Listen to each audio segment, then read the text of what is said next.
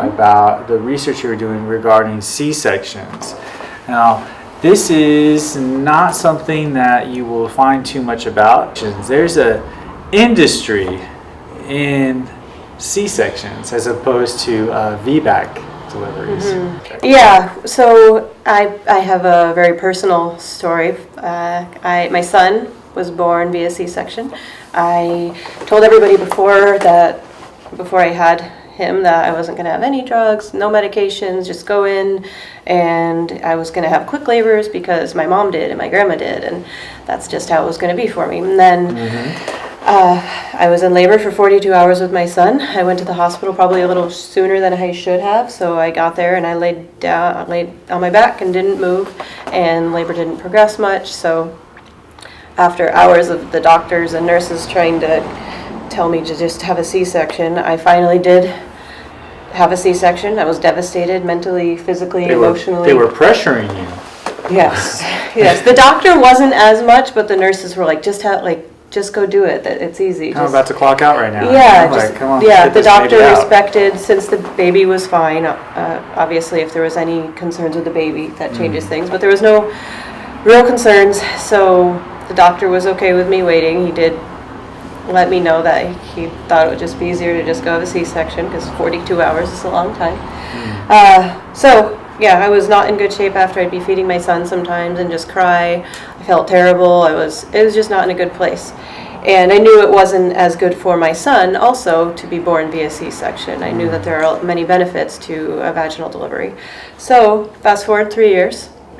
I'm pregnant with my daughter, and I wanted to attempt a VBAC. And it was very discouraging, the reactions I got. I had to sign a waiver, and there was one midwife who was supportive, but other than that, not too many of the medical professionals and nurses were that supportive, and made it sound like it was something I couldn't do. I remember telling one of the doctors that I wanted to have a VBAC, and she's like, well, you can try.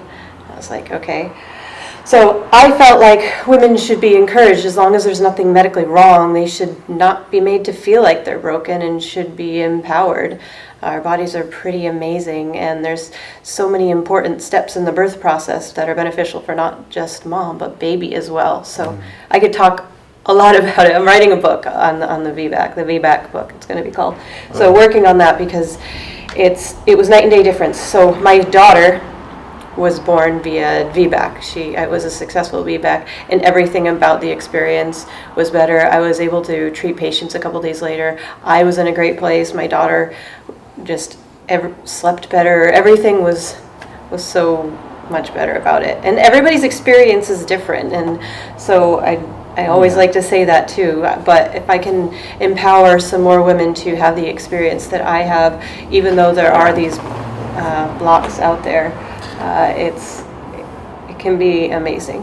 And there will always be negative experiences when you work with humans. I mean, so, what typically works for 90+% of the people, you may fall into that 1%, or maybe just unique circumstances. Yeah, absolutely. You could have a bad experience with a doctor, and that would totally have a negative effect on you. Absolutely. There's a bunch of evidence out there to where you want to do your homework, ladies, and future fathers or present day fathers, on maybe your kids or your grandkids coming in, is who is there supporting you in this? There's a lot of evidence that shows, and if you like, you can email us. We'll put some links on our website, on our YouTube channel, zensteahouse.com or zenstea.com. You could type in zensteahouse.com, it goes to the same website.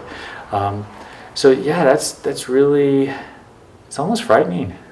Yeah, and that's what motivated me to write a book too, because once I did a little bit more research, it's scary. Yeah.